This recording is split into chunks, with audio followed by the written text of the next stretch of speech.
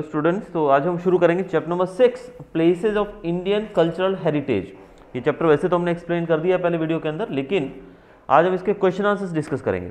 तो काफ़ी important chapter है वैसे, और ये चैप्टर जो है इसके क्वेश्चन आंसर्स काफ़ी सारे इसमें से निकलेंगे, छोटे बड़े काफ़ी सारे, लेकिन हम इसके क्वेश्चन आंसर्स मैक्सिमम देखते हैं कि जो हम लोग इसमें से कर सकें। तो जैसे कि पहला क्वेश्चन आप यहाँ देख सकते हैं कि केव्स ऑफ अजंता के बारे में पूछा जा सकता है, या एलोरा और एलिफेंटा केव्स जो हैं इनमें से मैं कहूँगा मोस्ट इंपॉर्टेंटली वैसे तो केव्स ऑफ अजंता या फिर ये पूछते हैं एलिफेंटा केव्स, और इन दोनों में से भी अगर ज़्यादा प्रायोरिटी दी जाए तो ये एलिफेंटा केव्स के बारे में ज़्यादा पूछते हैं। बट मैं फिर भी सजेस्ट करूँगा कि आप अजंता केव्स के बारे में थोड़ा रीडिंग ज़रूर कर लीजिएगा कि कैसी है। तो इसका पहला क्वेश्चन हम पढ़ेंगे एलिफेंटा केव्स वाला। तो क्वेश्चन पूछा जा सकता है, right A short note on Elephanta caves. तो जैसे कि आप देख रहे हैं यहाँ पर एलिफेंटा केव्स के बारे में, तो इसमें हमको क्या लिखना है। अगर क्वेश्चन ये पूछा जाता है कि एलिफेंटा केव्स के बारे में, तो हमें क्या लिखना है। Elephanta caves are built in the Arabian sea. तो ये चीज़ आपको याद रखनी है, जो चीज़ें मैं अंडरलाइन करता जा रहा हूँ आपको नोट करते जाना है अपने पास, या अंडरलाइन करते जाइए कि ये जो है कहाँ पर है, ये अरेबियन सी के अंदर है, सी में है ये। 12 किलोमीटर्स अवे फ्रॉम मुंबई, यानी कि मुंबई से अगर आप 12 किलोमीटर दूर जाते हैं सी के अंदर, तो वहाँ पर आपको एलिफेंटा केव्स देखने को मिलती हैं।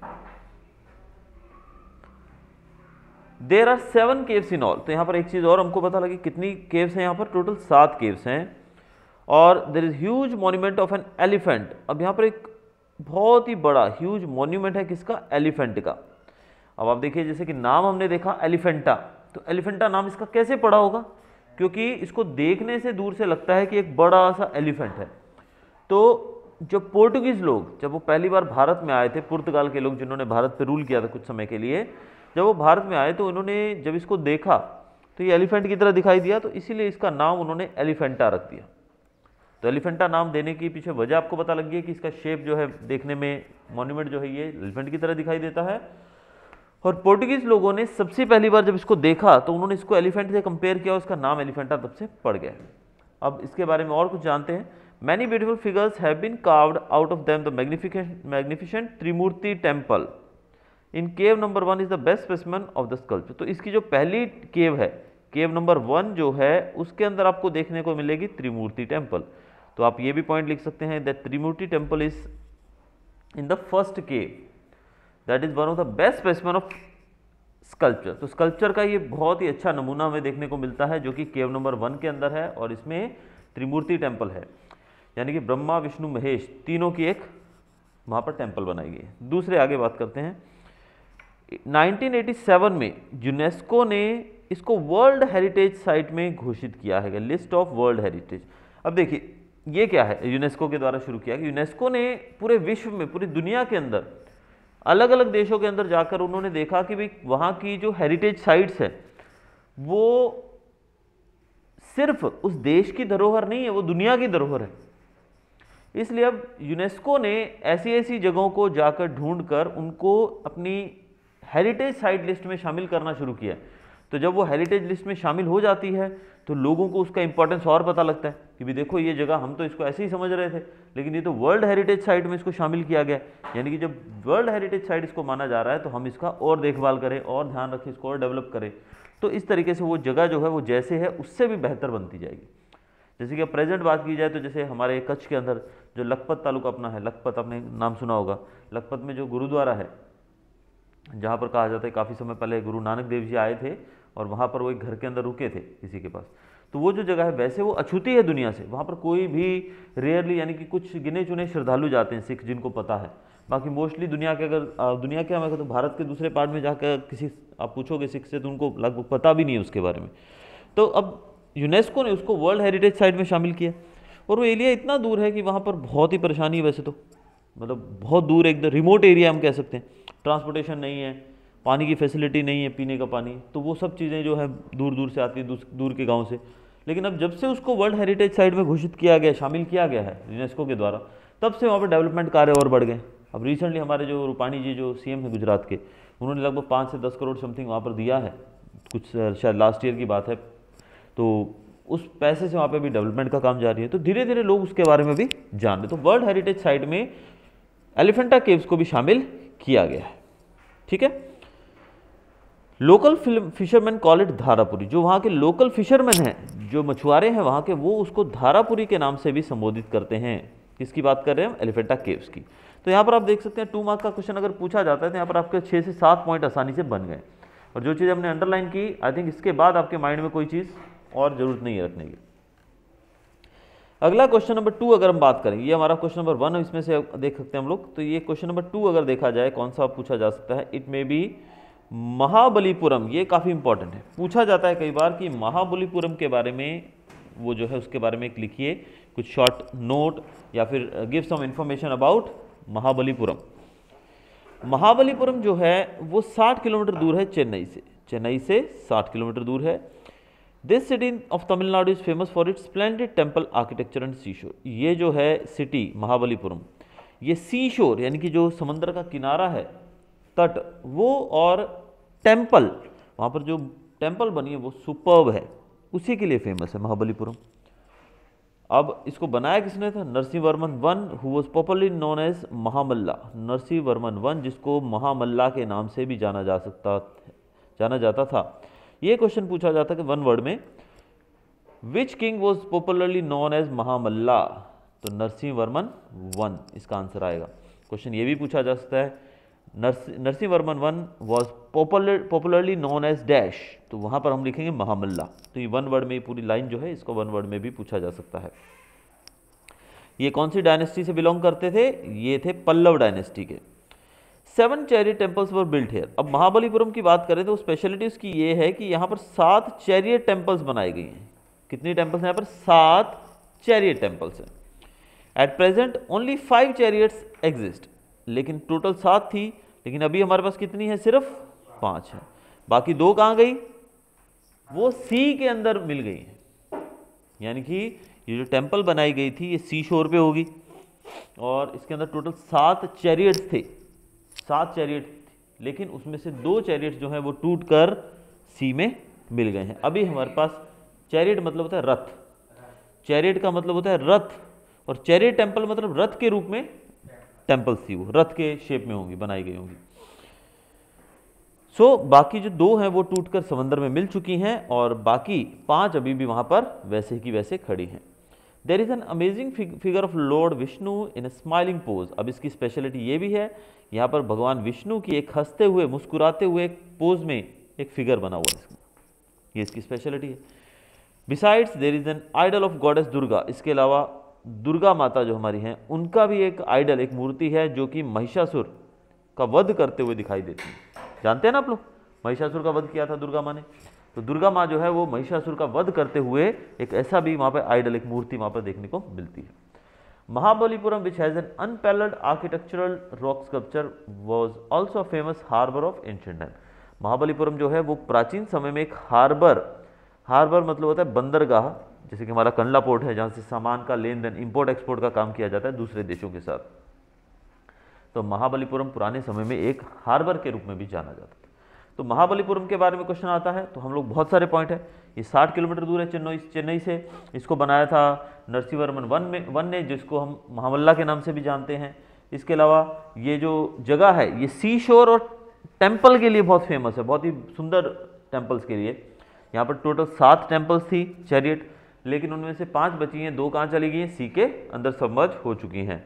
इसमें एक जगह पर हम देखते हैं कि लॉर्ड विष्णु जो है वो स्माइलिंग पोज देते हुए उनका फिगर बना हुआ है। एक फिगर में हम देखते हैं कि महिषासुर का वध करते हुए हमें दुर्गा माता दिखाई देती हैं। और प्राचीन समय में महाबलीपुरम जो था वो एक हार्बर के रूप में भी प्रसिद्ध था।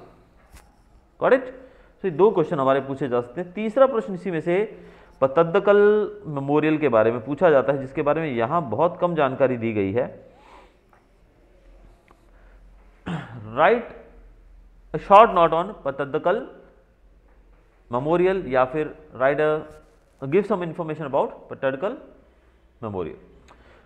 Pataddakal, the capital of Chalukya dynasty, is 16 kilometers away from Badami Nagar, and Dravid style architecture is used in the construction of temples. अब यहाँ पर इसमें बहुत ही कम जानकारी दी गई है, लेकिन फिर भी पतद्कल जो है वो 16 किलोमीटर दूर है। कहाँ से? बादामी नगर से 16 किलोमीटर दूर है, और ये चालुक्य डायनेस्टी का कैपिटल माना जाता था। क्या माना जाता था? ये चालुक्य डायनेस्टी, यानी कि चालुक्य राजा जब रूल कर रहे थे भारत के ऊपर, तो उनकी कैपिटल के रूप में ये काफ़ी फेमस थी।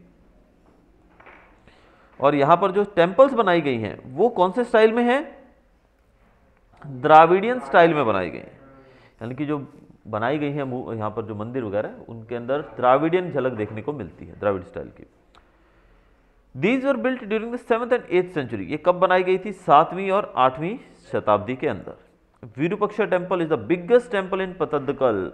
ये क्वेश्चन 1 वर्ड में भी पूछा जा सकता है, 1 मार्क में भी, तो इसको अंडरलाइन कर लीजिएगा। ये क्वेश्चन आपका 1 मार्क में या 1 वर्ड में भी आ सकता है। क्वेश्चन पूछा जा सकता है which is the biggest temple in Pattadakal. Pattadakal के अंदर सबसे बड़ा टेम्पल कौन सा है? कौन सा है? Virupaksha. Virupaksha temple is the biggest temple in dash. अब देखो थोड़ा घुमा के तो पूछा जा सकता है, ठीक है। विरूपाक्षा टेम्पल कहां पर है? पतद्दकल के अंदर, ठीक है।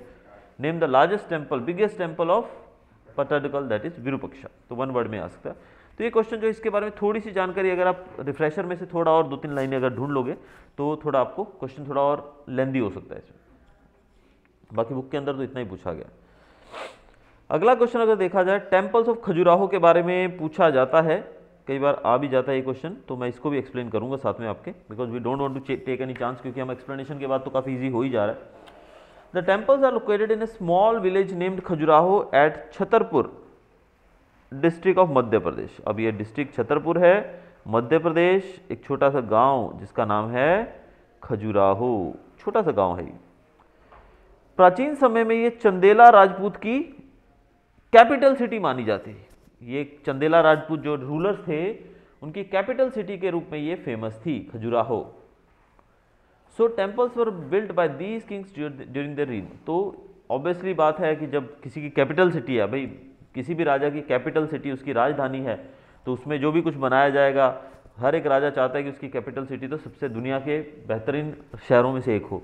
तो यहाँ पर जो भी टेम्पल्स बनाई गई हैं वो सब चंदेला राजपूत जो थे बुंदेलखंड के, उनके राज में ही बनाई गई हैं।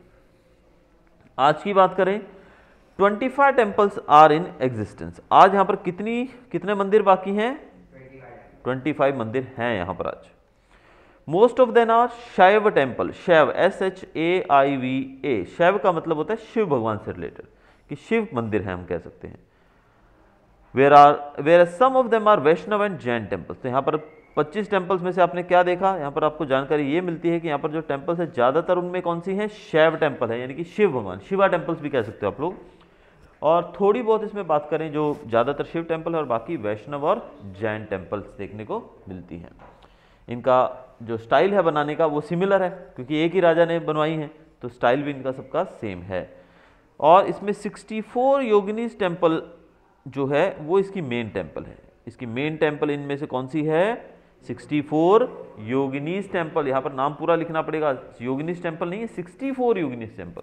उसको कहा जाता है 64 योगिनीज टेम्पल। ये वहाँ की एक बहुत ही मेन इंपॉर्टेंट टेम्पल्स में से एक मानी जाती है। द तोरण, arc of the temple is the best example of ornamental style of architecture. अब यहाँ पर जो आर्क बनाई जाती है, तोरण बोलते हैं जिसको, टेम्पल का जो हिस्सा होता है ना गोलाई में, अर्ध गोलाई में ऐसे देखने को मिलता है, वो एरिया जो होता है वो बहुत ही सुंदर तरीके से बनाया गया है और वो काफ़ी ज़्यादा मतलब देखने योग्य चीज़ है वहाँ पर। अब हम कहेंगे कि भाई टेम्पल्स जो हैं इसमें ये देखने वाला क्या है, वो एक्चुअल में क्या होता था बेटा, उस समय टेक्नोलॉजी नहीं थी बहुत ज़्यादा, इसलिए वो चीज़ें बनाना बहुत बड़ी बात होती थी। अब आज टेक्नोलॉजी है, हर एक चीज़ फॉरवर्ड हो चुकी है दुनिया, तो हर एक चीज़ के लिए हमको मशीनें मिलती हैं, इंस्ट्रूमेंट्स मिलते हैं, टूल्स मिलते हैं, लेकिन उस समय ये चीज़ें नहीं थी, तो तब ये बनाना बहुत ही बड़ी बात होती थी। अब पिरामिड्स की बात करते हैं, अब पिरामिड बनाए गए हैं, आज उससे भी बढ़िया बन गई, ऊंची ऊंची इमारतें बन गई हैं, बुर्ज खलीफा बन गई है। लेकिन पिरामिड जो है उनकी जो स्पेशलिटी है वो ये है कि उस समय सुविधाएं नहीं थी। पता है वहाँ पर इतने बड़े बड़े पत्थर लगाए गए हैं, कैसे लेके गए होंगे इतनी ऊंचाई पे पत्थर? उस टाइम लिफ्ट थोड़ी होती थी, भी नीचे से लिफ्ट में ले लिया, तो वो एक सोचने वाली बात है, इसलिए वहाँ पर उनको ज़्यादा मतलब तवज्जो दिया जाता है। अब बुर्ज खलीफा बनाई गई इतनी ऊंची, तो उसमें भी तो इन्होंने लगाया है ईंट पत्थर, ठीक है, तो वो तो ऊंचाई पे कितनी ऊंची, दुनिया की सबसे ऊंची इमारत है, तो वहाँ पर वो कैसे लेकर गए? वो हमें पता है कि लिफ्ट की मदद से सब कुछ हो गया होगा, लेकिन वो कोई बड़ी बात नहीं है क्योंकि आज टेक्नोलॉजी है, लेकिन ये तब करना बड़ी बात थी जब टेक्नोलॉजी नहीं थी, तो इसलिए ये सब चीज़ें बहुत ज़्यादा फेमस देखने को मिलती है। तो उस समय हम देख सकते हैं कि जो बनाने वाले थे कितने ज़्यादा स्किल्ड थे, कितने ज़्यादा वो सक्षम थे बनाने में, तो वो चीज़ जरूरी है। तो हमें ये देखना है कि उस समय के जो लोग थे कितने बेहतरीन कारीगर थे वो लोग, कि फैसिलिटीज़ ना होते हुए भी वो बनाते थे। दिलवारा टेम्पल्स देखो माउंट आबू में जाके, इतना बढ़िया बनाया है। और उसके लिए पेमेंट जो की जाती थी, कैसे की जाती थी पता है? दिलवारा टेम्पल्स की, दिलवारा टेम्पल्स जो बनाए गए थे उसको नक्काशी की जाती है ना, वो चिसल और हैमर से ठोक ठोक के वो जो मूर्तियां बनाई जाती हैं दीवार के ऊपर ही। पिलर, तुमने देखा होगा पिलर के ऊपर शेप्स बनाए होते हैं अलग अलग, पिलर के ऊपर जिसको सपोर्ट दिए हुए थे। वो जो मूर्तियां बनाई जाती थी तो वो जितना पाउडर नीचे गिरता था ना, तो शाम को उस पाउडर को इकट्ठा किया जाता था, फिर उसका वजन किया जाता था। जितना उस पाउडर का वजन होता था उतना ही सोना तोल के कारीगरों को दिया जाता था। ये तरीके से पेमेंट की जाती थी उस समय। तो दिलवारा टेम्पल्स के बारे में चीज़ फेमस है काफ़ी, वो दुनिया का एक बेहतरीन टेम्पल्स में से एक है, लोग दूर दूर से उसको देखने आते हैं। जैन टेम्पल है शायद वो माउंट आबू। तो उसकी स्पेशलिटी है कि जितना पाउडर शाम को मिलेगा, समझो कि 1 किलो पाउडर आपने इकट्ठा कर दिया शाम को उसको बना बना के, तो 1 किलो पाउडर के बराबर आपको सोना मिलेगा। तो सोचो कितना मतलब महंगा बनाया गया, तो काम कितने अच्छे से किया जाएगा। ठीक है, तो ये है। अब आगे देखते हैं इसी के बारे में। All of the temples were constructed with granite stone. Khajuraho की जो सारी टेम्पल्स हैं वो किससे बनी है? ग्रेनाइट पत्थर से। वन वर्ड में पूछा जा सकता है गलती से, नॉट श्योर बट आ सकता है।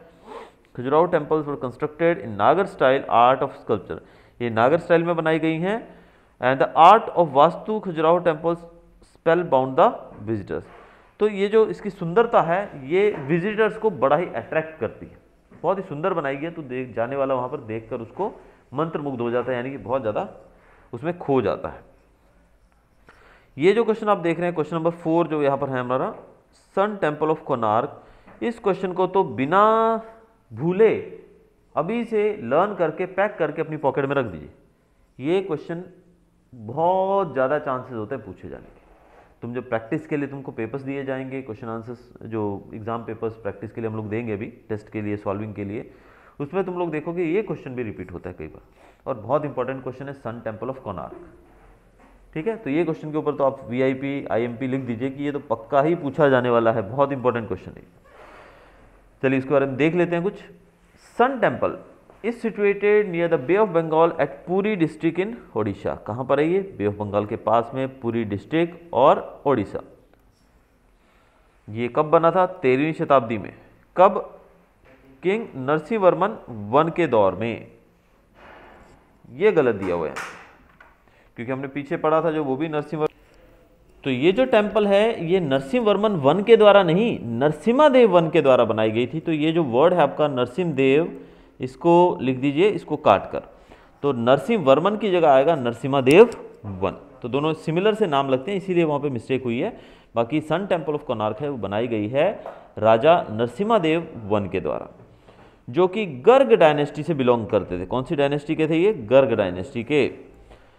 This chariot temple drawn by 7 horses took the form of chariot of sun god। अब ये भी एक चैरियट टेम्पल ही है कि रथ के रूप में बनाई गई है। जैसे रथ जानते हो ना, महाभारत रामायण में देखा होगा रथ जो, तो ये भी जो है चैरियट के रूप में बनाई गई है, जिसको 7 घोड़े खींच रहे हैं। कितने घोड़े खींच रहे हैं इसको? 7 घोड़े खींच रहे हैं। आप यहाँ पिक्चर में देख सकते हो थोड़ा सा, सन टेम्पल ऑफ कोणार्क पहिया दिख रहा है आपको, ये उस रथ का पहिया है। अब ये जो चैरियट है इसको 7 घोड़े खींच रहे हैं, और ऐसा माना जाता है कि ये सन गॉड यानी कि सूर्य देव की चैरियट है। सूर्य देव अपने रथ पर बैठकर जा रहे हैं, आ रहे हैं। It has 12 massive wheels. इसके 12 बड़े बड़े पहिए हैं। एक पहिया आप पिक्चर में देख सकते हैं। कैसे, कितने पहिए हैं ऐसे? 12। Providing beauty to the pedestal of temple. These wheels reflect 12 months. अब इसके कितने व्हील्स हैं? 12। ये 12 व्हील हमको बताते हैं कि एक साल के अंदर कितने महीने होते हैं? 12। वो 12 महीनों को दर्शाते हुए ये 12 पहिए हैं। Each wheel has 8 spokes which shows 8 prahars of the day. हर एक व्हील के अंदर 8 स्पोक्स। आपको पता है पहिए के अंदर तारे होती हैं, साइकिल के पहिए के अंदर तारे होती हैं जैसे, वैसे यहाँ पर भी आपको तारे दिखाई दे रही हैं पहिए के अंदर। तो ऐसी ये तारे जो हैं ये 8 हैं। कितनी तारे हैं इसमें? 8। आप गिन के भी देख सकते हो, 8 तारे हैं। तो ये 8 तारे बताती हैं दिन के 8 पहर को। एक दिन के अंदर 8 पहर होते हैं। हम 24 घंटे मानते हैं, लेकिन पुराने समय में लोग जो थे पुराने सीरियल्स के अंदर आपने देखा होगा, पहला पहर, दूसरा प्रहर आता है। तो इस प्रकार से टोटल 8 प्रहर होते हैं एक दिन के अंदर। तो ये जो 8 स्पोक्स हैं ये दिन के अलग अलग प्रहर्स को डिनोट करती थी। Details of motif and subject diversity of this temples is unparalleled. This temple has been built by black stone. अब इसमें हमको जितना हमने पढ़ा अभी तक, ये पॉइंट वाइज लिखने हैं। आपको एक चीज ध्यान रखना हमेशा पॉइंट में, और कोई भी चीज जो इसके बारे में है पॉइंट के बाहर जाके लिखोगे तो वो उस पर ज़्यादा इंपैक्ट नहीं पड़ेगा जो आप पॉइंट वाइज लिखने पे पड़ेगा। अब इसकी एक और स्पेशलिटी यहाँ पर बताई है कि ये कौन से स्टोन से बनी है, ब्लैक स्टोन से, इसीलिए इसका नाम ब्लैक पगोड़ा भी पड़ा है। क्या कहते हैं इसको, ब्लैक पगोड़ा। तो क्वेश्चन जो है देखिए किस तरीके से पूछा जा सकता है। एक तो सीधा सीधा क्वेश्चन आ सकता है, give some information about sun temple of Konark, या फिर write a short note on sun temple of Konark. ये क्वेश्चन तो हो गया। लेकिन इसी क्वेश्चन को पूछा जा सकता है, why sun temple of Konark is known as black pagoda. तो उसका आंसर भी हमें लिखना है, because it is made from black stones. One word में पूछा जा सकता है, dash temple is known as black pagoda, it is sun temple of Konark. Sun temple of Konark is also known as dash black pagoda. तो ये अलग अलग तरीके से घुमाकर पूछा जा सकता है। तो हमने यहाँ पर कोणार्क टेम्पल के बारे में देख लिया कि ये नरसिंह देव वन के द्वारा बनाई गई है, 13वीं शताब्दी में बनी है, Puri district near bay of Bengal Orissa में है। ये इसकी स्पेशलिटी ये है कि ये भी चैरियट है यहाँ पर जिसको 7 घोड़े खींच रहे हैं, और इसके 12 पहिए हैं। 12 पहिए हैं जो वो 12 महीनों को दर्शाते हैं। हर एक पहिए के अंदर 8 स्पोक्स हैं जो कि दिन के 8 प्रहर को दर्शाते हैं। ये काले पत्थर से बना है, ब्लैक स्टोन से बना है, इसीलिए इसको ब्लैक पगोड़ा का नाम भी दिया गया। तो मेरे ख्याल से 6 से 7 पॉइंट तो आसानी से हो जाएंगे इसमें। तो ये 5वां क्वेश्चन इसमें हम देख सकते हैं, वो है बृहदेश्वर टेम्पल। इसके ऊपर भी क्वेश्चन पूछा जा सकता है, तो हम कुछ भी ऐसा छोड़ेंगे नहीं कि भाई जो आ सकता है और हम छोड़ दें। ठीक है, तो बृहदेश्वर टेम्पल देखते हैं। ये टेम्पल जो है ये तंजौर तमिलनाडु में है। कहाँ पर है ये, तंजौर तमिलनाडु। ये टेम्पल जो था ये बना था 1003 एडी से 1010 एडी के बीच में। ये एक शिवा टेम्पल है, यानी कि एक शैव टेम्पल है, ये भी याद रखना। देखिए हमें पूरा आंसर लर्न नहीं करना है, हमें वर्ड्स उसमें से निकालने हैं और फिर आंसर को अपनी भाषा में लिखना है। तो हमने 2 पॉइंट यहाँ पर निकाल लिए। पहला, तंजौर तमिलनाडु में ही है। दूसरा, ये शिव टेम्पल है। अगर आपको तारीख याद ना रहे कब बना है, तो ये कौन सी टेम्पल है, शिव टेम्पल है। इसीलिए इस टेम्पल को बृहदेश्वर टेम्पल कहते हैं। इसको बृहदेश्वर क्यों कहा जाता है, क्योंकि ये शिव टेम्पल है। ये शिव टेम्पल है, इसीलिए इसको बृहदेश्वर का नाम दिया गया है। ठीक है, 2 पॉइंट हो गए। तीसरा हो गया हमारा 3 पॉइंट। इसके बाद हम लिख सकते हैं, इसको बनाया किसने है, राजा राजा वन ऑफ चोला डायनेस्टी। इसको बनाने वाले राजा का नाम है राज राजा वन, और वो कौन सी डायनेस्टी के थे, चोला डायनेस्टी। इसी टेम्पल को एक और नाम दिया गया है, राज राजेश्वर टेम्पल। ऑब्वियसली ये नाम तो राजा के नाम पे पड़ा होगा ना, क्योंकि राज राजा ने बनाया था इसको, तो राज राजेश्वर टेम्पल। तो इसको राज राजेश्वर टेम्पल के नाम से भी जाना जाता। इस टेम्पल की हाइट कितनी है, 500 फीट, और इसकी चौड़ाई है 250 फीट। 4-5 पॉइंट हो गए हमारे। It is spread in vast area surrounded by wall. ये बहुत बड़े एरिया में फैली हुई है, जिसको चारों तरफ से दीवारों से घेर रखे, यानी चारों तरफ दीवार है इसके।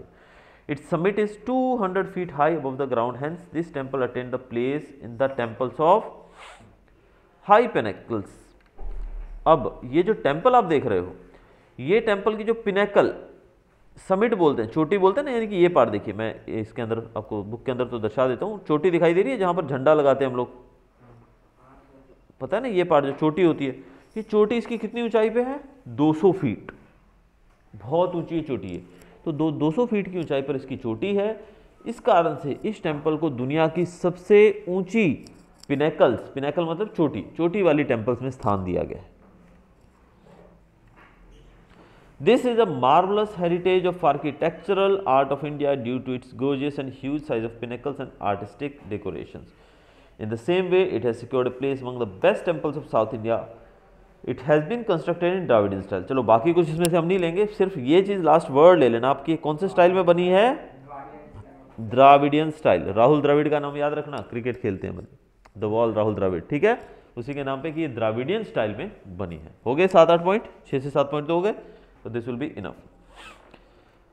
क्वेश्चन नंबर 6 पे आ गए हम लोग, ठीक है। अब छठा प्रश्न इसमें से जो पूछा जाता है कुतुब मीनार, देखिए इजी है, मैं इसीलिए टिक करवा दे रहा हूँ। कुतुब मीनार के बारे में हम बचपन से सुनते आ रहे हैं, देखते आ रहे हैं, पढ़ते भी आ रहे हैं, तो इजी है। और पूछा जाए और हमें नहीं आता हो तो बड़ी गलत बात होगी। तो ये भी कई बार पूछा जाता है क्वेश्चन, कुतुब मीनार के बारे में कुछ इन्फॉर्मेशन दीजिए। तो मेरे ख्याल से बहुत ज़्यादा इसके बारे में लर्न नहीं करना पड़ेगा। ये दिल्ली में है, सबको पता है। ये कुतुबुद्दीन ऐबक के द्वारा बनाया गया था। किसने बनाया था इसको? कुतुबुद्दीन ऐबक, इसीलिए इसका नाम कुतुब मीनार पड़ा, ठीक है। इसको बनाया था कुतुबुद्दीन ऐबक ने, जो कि गुलाम डायनेस्टी के फाउंडर थे। यानी कि जो चीज़ आपको याद रहे वो लिखिएगा, नहीं तो नहीं। तो दिल्ली में बनाया गया कुतुबुद्दीन ऐबक के द्वारा। वो फाउंडर थे गुलाम डायनेस्टी के। उनकी मौत के बाद इसका काम रुक गया था। जब उनकी मौत हो गई, बीच में जब ये बन रहा था उनकी मौत हो गई। फिर उनका जो सन इन लॉ था, जिसका नाम था इल्तुतमिश, कौन सा मिश, इन्होंने इसको कंप्लीट किया। तो आपके 3 पॉइंट 4 पॉइंट हो गए। दिल्ली में है, बनाने वाले कुतुबुद्दीन ऐबक, गुलाम डायनेस्टी के फाउंडर थे। उनकी मौत के बाद इसका काम रुक गया था, लेकिन उनके जो सन इन लॉ थे इल्तुतमिश, उन्होंने इसको पूरा किया। ये कितना ऊंचा है? 72.5 मीटर। इसकी ऊंचाई है 72.5 मीटर। कौन से पत्थर से बना है? Redstone and marble. इसमें लाल पत्थर और मार्बल का यूज किया गया है। इसका सर्क्यूमफ्रेंस देखा जाए तो वह है 13.75 मीटर, और ऊपर जाते जाते ये कम हो जाता है 2.75, यानी कि नीचे ये बहुत चौड़ा है इसका सर्क्यूमफ्रेंस, ऊपर जाते जाते ये थोड़ा छोटा होता जाता है। बॉटम पे इसका जो सर्क्यूमफ्रेंस है वो 13.75, यानी कि ऑलमोस्ट 14 मीटर जितना चौड़ा है। और जैसे ऊपर जाएंगे तो ये 3.25 मीटर चौड़ा रह जाता है, तो काफ़ी कम हो जाता है। इसके ऊपर कुरान की आयतें लिखी हुई हैं। क्या लिखी हुई है इनके ऊपर? कुरान की आयतें। और भारत के अंदर ये सबसे टॉलेस्ट मिनारेट में से एक है। टॉलेस्ट मिनारेट मतलब सबसे ऊंचा मीनार, भारत के अंदर सबसे ऊंचे मीनार के रूप में इसको जाना जाता है। क्लियर? तो इसके भी 5 से 6 पॉइंट आपके सामने मैंने पढ़ दिए, और होपफुली याद भी हो गया होगा। कुछ हमको दोबारा पढ़ने की जरूरत ज़्यादा नहीं पड़ेगी मेरे ख्याल से, ठीक है। बस ये याद कर लेना, ऊंचाई 72.5 है, नीचे से ये 13.75 है, और ऊपर से 2.75, यानी ऊपर जाते जाते इसकी सर्कमफ्रेंस कम होता रहता है। अब हम आज की क्लास का लास्ट क्वेश्चन हम करेंगे, वो है हम्पी, क्वेश्चन नंबर 7, और बाकी चैप्टर हम अपने सेकेंड वीडियो के अंदर करेंगे। तो 7वां प्रश्न यहाँ पर है हम्पी। ये क्वेश्चन आपकी शायद टेक्स्ट बुक में भी दिया गया है, टेक्सचुअल क्वेश्चंस के अंदर भी। तो हम्पी के बारे में थोड़ा जानेंगे। हम्पी जो है वो है तुंगभद्रा नदी के किनारे पे। कहाँ पर है ये? तुंगभद्रा नदी जो है कहाँ पर? कर्नाटक में। अब देखिए पूरी जगह का नाम आपको याद करना है, तो Tungabhadra, river Tungabhadra of Hospet in Bellary district of Karnataka. तो चलो A to Z नहीं याद रहता, तो हमें इतना तो पता लग गया कि कर्नाटक के अंदर है और तुंगभद्रा नदी के किनारे पे। कहाँ पर है ये? तुंगभद्रा नदी के किनारे पे और कर्नाटक में। हम्पी जो थी ये विजयनगर राजाओं की कैपिटल थी। किसकी कैपिटल थी ये? विजयनगर। जो विजयनगर के राजा थे ना, किंगडम ऑफ विजयनगर, विजयनगर का जो राज्य था उसकी कैपिटल के रूप में इसको जाना जाता है। Rulers of Vijayanagar kingdom were lovers of art. अब विजयनगर के राजा जो थे वो उनको आर्ट से बहुत प्यार था। ये जगह तो, ये लाइन तो आप हर एक क्वेश्चन में लिख सकते हो कि भाई जिस भी राजा ने वो बनाया था उस राजा को आर्ट और आर्किटेक्चर से बहुत प्यार था, इसीलिए तो बनाया ना उसने। अब उसको क्रिकेट का शौक होता तो वो क्रिकेट ग्राउंड बनाता, वो उसको हॉकी का शौक होता तो हॉकी ग्राउंड बनाता वो, ठीक है। लेकिन उनको ये चीज़ों का शौक था, इसको बहुत ज़्यादा उनको लगाव था इन चीज़ों से, इसीलिए उन्होंने बनाया। ये तो लाइन आप हर में क्वेश्चन में बिना पूछे डाल सकते हो। Peculiar type of architecture was developed in Vijayanagara during his reign. यानी कि ये जो बनाई गई है हम्पी के अंदर, इसका डिज़ाइन जो है पेक्युलर, पेक्युलर का मतलब होता है सबसे डिफरेंट, थोड़ा अलग, हटके। हर एक आदमी चाहता है हटके बने। आज बच्चे बोलते हैं हम हटके कपड़े पहन के हैं, अरे मम्मी ये कपड़े तो मेरे पास पहले से हैं, ये तो उसने भी लिया है, मेरे को अलग से चाहिए, तो हटके बनना चाहते हैं। तो वैसे ही इसका डिज़ाइन भी थोड़ा हटके है। The period of Krishnadev Raya was considered to be the golden period of this art as it reached to its highest peak. अब ये जो राजा थे कृष्णदेव राय, उनके समय के अंदर, कृष्णदेव राय जो राजा थे उनके समय को आर्ट का गोल्डन पीरियड माना जाता है। ये याद रखिएगा, आर्ट का जो गोल्डन पीरियड माना जाता है, किस राजा के पीरियड को माना जाता है? कृष्णदेव राय। उस समय आर्ट और आर्किटेक्चर पीक पे था, यानी कि बहुत ज़्यादा ऐसे फिगर्स बनाए जाते थे, ऐसी टेम्पल्स बनाए जाते थे। The main feature of architecture style of Vijayanagar, यानी कि विजयनगर स्टाइल का जो आर्किटेक्चर था, यानी कि जो यहाँ पर बनाया गया, देखिए विजयनगर से बिलोंग करता है ये। हम्पी किसकी कैपिटल थी? विजयनगर के राजाओं की। तो यहाँ पर जो भी चीज़ें बनाई जाती थी वो विजयनगर के डिफरेंट स्टाइल में, यानी कि अभी हम देखा ना कि द्राविडियन स्टाइल में था, पिछले टेम्पल में देखा हमने कौन सा था, ये जो, तो वो था द्राविडियन स्टाइल में। लेकिन यहाँ पर जो स्टाइल इन्होंने डेवलप किया वो विजयनगर का समथिंग डिफरेंट स्टाइल था, विजयनगर स्टाइल। तो ये जो टेम्पल बनाई जाती थी यहाँ पर जो भी, उसकी स्पेशलिटी ये कि carve out huge and magnificent pillars from the stones, कि ये बहुत ही बड़े बड़े ह्यूज और मैग्निफिसेंट, यानी कि बहुत ही अद्भुत सुंदर पिलर्स बनाते थे स्टोन से, यानी कि पत्थर को तराश कर, पत्थर बड़े बड़े होते हैं उसको तराश कर पिलर्स बनाते थे। ये इसकी स्पेशलिटी थी कि भाई इसको, बाकी हमने देखा अब तक जो भी टेम्पल, चैरियट टेम्पल होती थी रथ के रूप में, हमने 2-3 जो पढ़ी, लेकिन ये जो थे ये लोग बड़े पत्थर को काट कर उसको मतलब काव करने का मतलब उसको तराश कर पिलर बनाते थे उससे। Pillars and columns made were artistically adorned with the figures of gods, goddesses, humans, animals, warriors and dancers.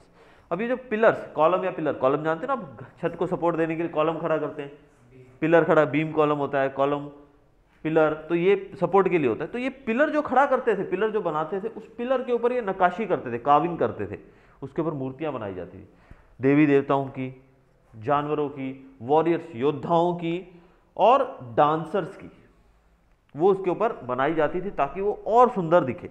अब पुराने किसी टेम्पल में जाओगे तो आपको ऐसी चीजें देखने को मिलेगी। In Hampi village of Vijayanagar kingdom during the reigns of Krishnadevaraya the Vitthala temple and the Hazara temples were built besides it. अब कृष्णदेवराय जब राजा थे यहाँ के, उनके काल के अंदर ही यहाँ पर विट्ठल टेम्पल और हजारा टेम्पल बनाई गई थी। ये 2 टेम्पल्स और बनी थी यहाँ पर, नाम आप अंडरलाइन कर सकते हैं, विट्ठल टेम्पल और Hazara temple. Virupaksha temple, Achyutaraya temple of lord Krishna are the best examples of architecture. अब इसी में विरूपाक्षा टेम्पल और अच्युतराय टेम्पल्स जो हैं वो लॉर्ड कृष्ण के लिए बनाई गई थी। ये बेस्ट एग्जाम्पल माना जाता है आर्किटेक्चर के फील्ड में। तो यहाँ पर अगर हम देखें तो काफ़ी सारे पॉइंट्स हमको मिल गए हैं। पहला पॉइंट हम लिख सकते हैं कि तुंगभद्रा नदी के किनारे पे ये बसा हुआ था कर्नाटक में। ये विजयनगर किंगडम की कैपिटल थी। इसके जो राजा थे हमारे कृष्णदेवराय, उनके पीरियड को गोल्डन पीरियड माना जाता है आर्ट और आर्किटेक्चर का। ये जो वो आर्ट के लवर थे, ये जो राजा थे, ये इनके द्वारा जो भी आर्ट एंड आर्किटेक्चर बनाया गया वो सब द्राविडियन स्टाइल नहीं, इनका जो लोकल था जैसे कि विजयनगर स्टाइल में बनाया गया था। और इसमें ये करते क्या थे, बड़े बड़े पत्थरों को काव करके ह्यूज पिलर्स बनाते थे और कॉलम्स बनाते थे। उन पिलर्स और कॉलम्स को और ज़्यादा खूबसूरत बनाने के लिए उसके ऊपर काविंग करके देवी देवताओं की, इंसानों की, वॉरियर्स की, डांसर्स की कृतियाँ, मूर्तियाँ बनाते थे, जिससे वो और ज़्यादा सुंदर दिखे।